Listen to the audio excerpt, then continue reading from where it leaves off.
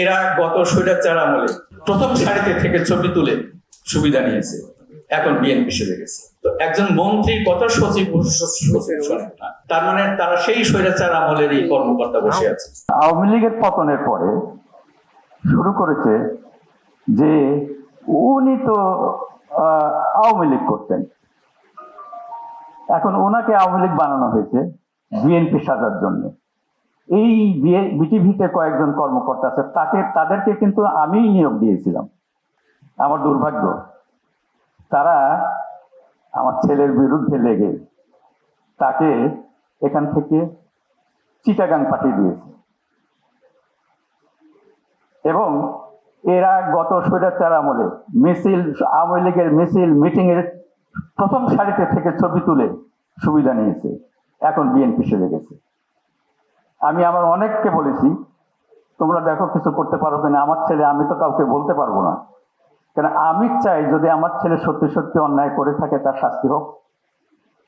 কিন্তু অনবরত এই বিটিভি থেকেই আমাকে অফিসাররা ফোন দিচ্ছে, স্যার এরা তো কয়েকজন মিলে ষড়যন্ত্র করে ওনাকে তাড়িয়ে দিয়েছে এবং আমাদের জন্য অসুবিধার সৃষ্টি করছে।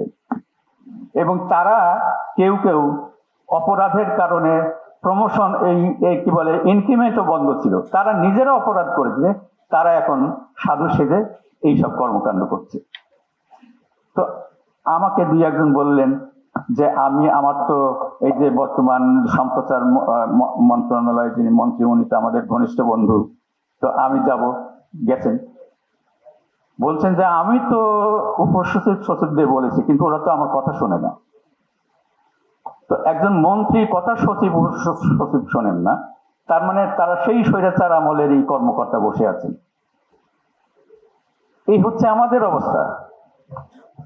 শহীদ প্রেসিডেন্ট জিয়াউর রহমান যেভাবে স্বপ্ন দেখেছিলেন যে এই দেশটাকে কিভাবে সাংস্কৃতিক দিক থেকে উন্নত করা যায়, সেইটাকে আমরা ধ্বংস করে ফেলেছি এবং প্রত্যেকের বিরুদ্ধে মানে লেগে আছে, কেউ যেন ভালো করতে না পারে। বাংলা একাডেমিতে যিনি চাকরি করেন, চাকরি হারিয়েছিলেন, তার কথা বললেন, তিনি চাকরি পেয়েছেন কিন্তু সুযোগ সুবিধা পাননি। যে কারণে তাকে চাকরিচ্যুত করা হয়েছে, এটা সম্পূর্ণ অন্যায়ভাবে করা হয়েছে। আমি এই যে বাংলা একাডেমিতে যত 21শে ফেব্রুয়ারিতে যে মেলা হয় এবং ওইখানে যে 21শের আন্দোলনের, ভাষা আন্দোলনের শহীদ যারা, তাদের ভাস্কর্য করা হয়েছে, এই কমিটির আমি এক্সপার্ট ছিলাম। আমি নিজে থেকে এইগুলি করিয়েছি, নিজে শিল্পী নির্বাচন করে নিয়ে এসে তাদেরকে দিয়ে করিয়েছি। অথচ এইখানে দেখবেন অন্য শিল্পীর নাম এবং যিনি ওখানে চাকরি করতেন তাকে চাকরিচ্যুত করা হয়েছে এবং তার সপক্ষে কেউ গিয়ে কথাও বলছেন না। আমাকে এখনো বলবেন যে স্যার সাংগঠনিক ভাবে আমার পক্ষে তো কেউ দাঁড়াচ্ছে না, কেউ কথা বলছে না। তো আমরা এই যে শিল্পীদের যে সংগঠন করছে, দায়িত্ব কি? যে আমি আমার ছেলের কথা বললাম, অন্যায় করলে তাহলে সেটা আমাকে জানানো হোক। আমি কোনো কথা বলি নাই।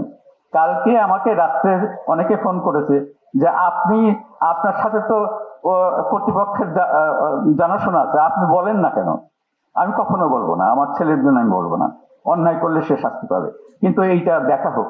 আজকে যারা এখানে শীর্ষস্থানীয় ব্যক্তিত্ব আছেন, আমি আশা করছি তারা বিষয়টি দেখবেন।